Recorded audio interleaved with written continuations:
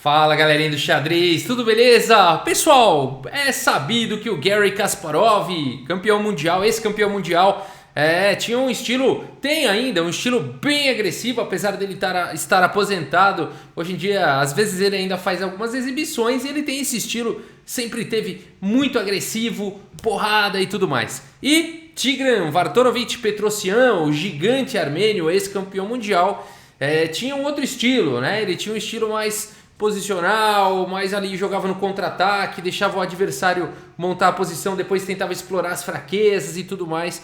E até tem o apelido de retranqueiro, né? Acabou ganhando esse apelido, mas claro que não, né? Porque ele fazia uns recuos e tudo mais, mas quando ele ataca também é bem agressivo, né? Mas aí fica a dúvida, né? Como que será Kasparov então contra Petrosyan? Será que esses dois jogadores já jogaram? Já jogaram sim, e eu vou mostrar as partidas para vocês aqui no canal Xadrez Brasil. Eles jogaram 5 vezes, tá bom? Aí durante a história, durante os anos, 5 vezes. E eu vou mostrar então a primeira delas, essa eu vou passar rapidamente. Foi o único empate, eu vou passar rapidamente, foi praticamente teórico, um empate teórico aqui. E depois a gente entra já na próxima partida, tá?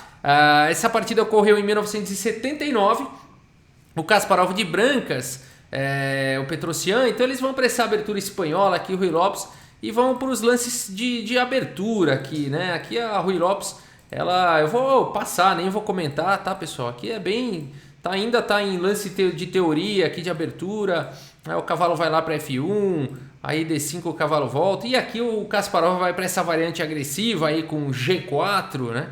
E aí o Petrosyan imediatamente ataca essa estrutura aí de peões do Kasparov. E a gente tem aí uma continuação. Aqui tem a possibilidade de trocar peça. O Petrosyan vai para isso. E agora o cavalo vem para G3, protegendo H5. A dama vai entrar em H3 e as brancas fazem dama F3, dama G2 e fica tudo igual, né? Então vamos ver. Aqui, beleza, bispo em D1, também um lance importante, trazendo mais uma proteção para H5, dama G2 troca, e aqui eles empataram, tá? Sem grandes segredos, sem grandes emoções, aqui realmente um embate teórico, acabou no lance 23, ambos concordaram aí no empate, que é centro fechado, sem damas aí no tabuleiro, sem fraquezas aí a serem exploradas dos dois lados. Decidiram aí pelo empate, tá? Então essa foi a primeira partida entre eles. Eu vou mostrar a próxima partida então, que ocorreu aqui no ano, deixa eu fechar aqui, que ocorreu aqui no ano de 81, se eu não me engano. Não tá abrindo a janela, eu vou clicar aqui, espera um pouquinho, daqui a pouco abre. Pronto, beleza.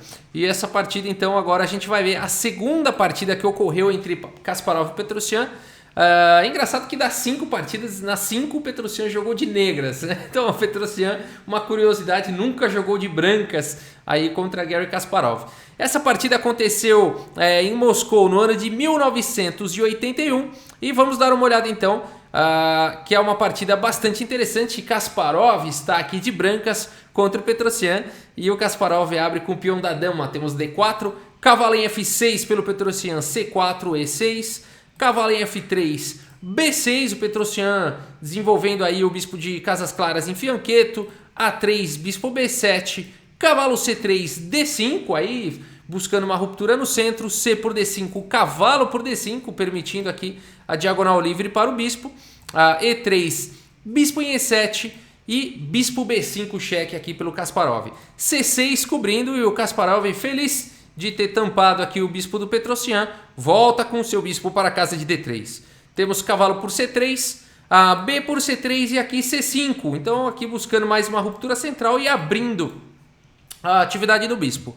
A partida seguiu com o roque, dama C2, pressionando o peão de H7, G6 protegendo, E4, Kasparov aí ganhando o controle central, cavalo C6 pelo Petrosyan e aqui bispo em H6, ao estilo de Kasparov, já chega, sempre que ele pode atacar, ele ataca, torre em E8 e agora a torre de F em D1, colocando a torre na mesma coluna da dama.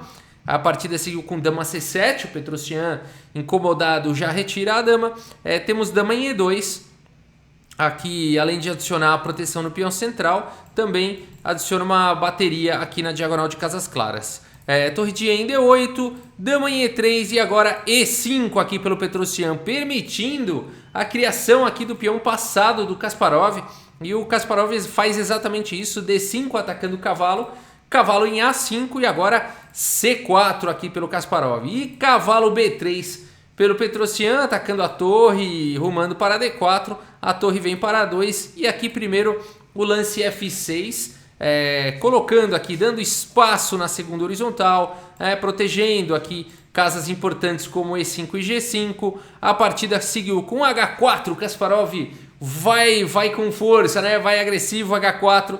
Temos bispo C8 aqui pelo Petrosyan, torre B1 atacando o cavalo vem para D4 em segurança, cavalo por D4, C por D4 atacando a dama do Kasparov, a dama vem para G3 e agora bispo em F8, não apenas propondo aqui, atacando o bispo e propondo as trocas, mas também liberando a dama no caso de uma possibilidade, de uma necessidade de defesa. A partida seguiu com bispo D2, o Kasparov mantém as suas peças, já que ele quer atacar. Temos bispo D6 aqui pelo Petrosyan e agora torre F1, levando mais peças para o ataque. Dama G7 pelo Petrosyan, A4, A5 e agora torre B2 atacando esse peão, enfraquecido aqui em B6, bispo C5 protegendo e agora na ausência do bispo do controle da casa de F4, o Kasparov larga o F4 que ele já estava preparando quando jogou torre em F1. Agora seguimos com o bispo em D7 conectando as torres e Petrosyan de olho, por que não, nesse peão, por que não criar um peão passado aqui na coluna A. A partida seguiu com H5, o Kasparov segue feroz, segue atacando, temos bispo por A4, Petrosyan faz a sua aposta aí na ala da dama, H6 atacando a dama aí do Petrosyan, posição perigosa, né? Aqui não dá para fazer um lance como dama por H6, por exemplo, não foi o lance jogado por conta de F por E5 com uma posição vencedora aqui para as brancas, né? Abrindo um ataque descoberto aqui, depois de dama em H5, E por F6, e aí ninguém segura esses três peões passados e conectados. Garry Kasparov estaria completamente ganho numa posição como essa. Por isso H6 aqui exclama do Kasparov, o Petrosyan recua a dama agora em segurança aqui para C7 e a partida segue com F5. Então o Kasparov foi muito bem sucedido em tirar aqui a dama da proteção do rei e agora está tentando explorar com F5. O Petrosyan tenta fechar tudo com G5, mas o Kasparov vem com força.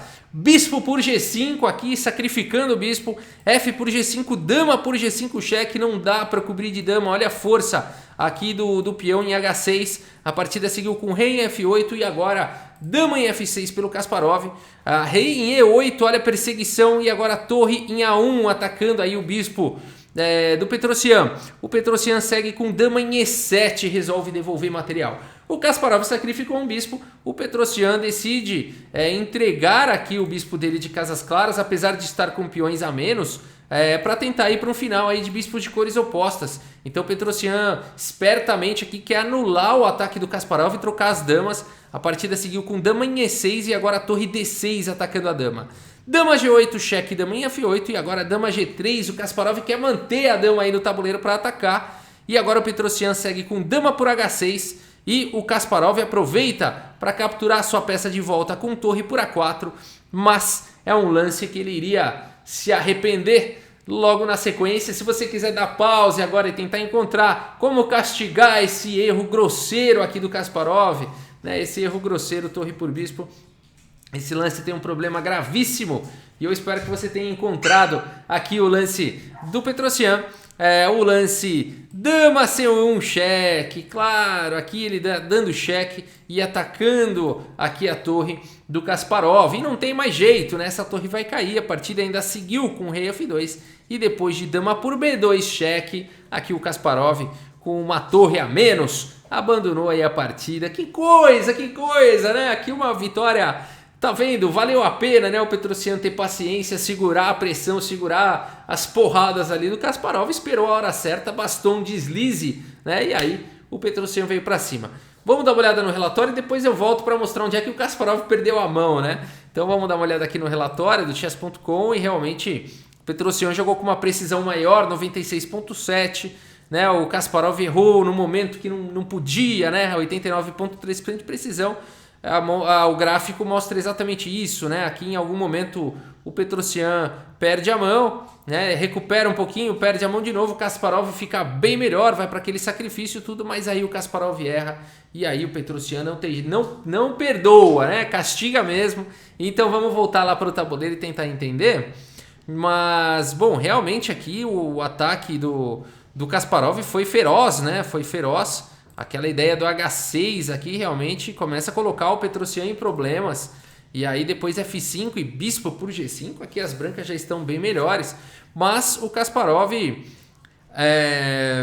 aqui o Petrosyan vai se defendendo bem, né? Rei F8. E nessa posição o Kasparov tinha um lance vencedor aqui, né? Que seria o lance F6 aqui. Esse lance realmente é muito forte. Com ideias aqui de ficar com peões passados e conectados e tudo mais.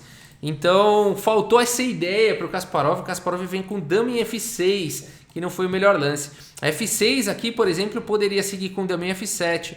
Dama por E5 e olha isso, né? Aqui o Kasparov está completamente ganho, apesar da peça a menos, por conta desses peões conectados todos aí. Bispo D6, por exemplo, dama G5, dama G8, poderia seguir com dama G7 cheque. Dama por peão de H por G7 cheque e rei G8. E aí... Aqui teria uma ideia muito legal para as brancas nessa variante, que seria capturar em B6, sacrificar a torre no bispo e depois seguir com essa peãozada aqui para D6, E5, E6, né? E aí depois talvez vir com rei em F2, torre H1 e torre H7, né? Torre H7 e H8, com ideia de mate. O peão aqui em E6 estaria evitando a fuga do rei. É uma ideia vencedora aqui, por exemplo, torre por B6, bispo em E8, torre... por D6, torre por D6, e aqui as brancas, mesmo com uma torre a menos, vão vencer por conta dessa batelada de peões, né? E5, por exemplo, a torre vai sair, vai ser jogado E6, rei F2, torre H1 e torre H7, H8 com mate. Não tem como evitar isso, a não ser que as pretas comecem a entregar aí todas as peças. Então o Kasparov estava com o jogo na mão aqui, ele vem e faz o dama F6, aqui permite ao Petrosyan espertamente igualar, né? Vem com rei E8, torre A1, dama E7 foi uma ideia muito precisa do Petrosyan, tentando anular aqui o ataque do Kasparov, né? E aí, mais uma vez, nessa posição, aqui no blunder do Kasparov, aqui as pretas igualaram já, né? O Kasparov poderia tentar, aqui ao invés de torre por A4, jogar um dama G8, por exemplo, né? Aí depois de dama F8, dama por F8 simplesmente, rei por F8 e aí sim torre por A4, recuperando peças, né? E a gente teria um final completamente igual, aqui 5 peões para cada um, bispos de cores opostas, muito provavelmente um final empatado aí, né? Mas com certeza essa partida serviu de lição aí para o Kasparov, certamente ele nunca... ele veementemente defende essa partida como o lance lá F6, né? Foi o próprio Kasparov que veio com essa análise do lance F6, que seria aqui o lance vencedor, aqui ao invés de dama em F6, né? Aqui nessa posição aqui, ao invés de dama em F6 jogar F6, ele sempre se vangloria, ele fala, não, mas as brancas estavam ganhas, e estavam mesmo, mas xadrez é o que acontece no tabuleiro, né? Não adianta depois falar, mas eu estava ganho, tinha F6. Não importa, perdeu, né? Perdeu, não achou F6, depois ainda fez o blunder torre por A4. Não tem justificativa, né? Aqui o Petrosyan realmente venceu, tem todos os méritos aí, né? E tabuleiro, xadrez é o que acontece no tabuleiro, né? Depois vem a análise, para todo mundo aprender, tentar tirar algum aprendizado, mas o que importa é o que acontece ali, né? Mas é isso, pessoal. Então, por enquanto, aqui, das 5 partidas que Petrosyan e Kasparov já jogaram, um empate e uma vitória aqui para o Petrosyan. E o canal Xadrez Brasil vai mostrar as demais partidas aí para vocês, tá bom? É isso, pessoal. Muito obrigado pela sua audiência. Um grande abraço aí para todos vocês e até a próxima. Valeu!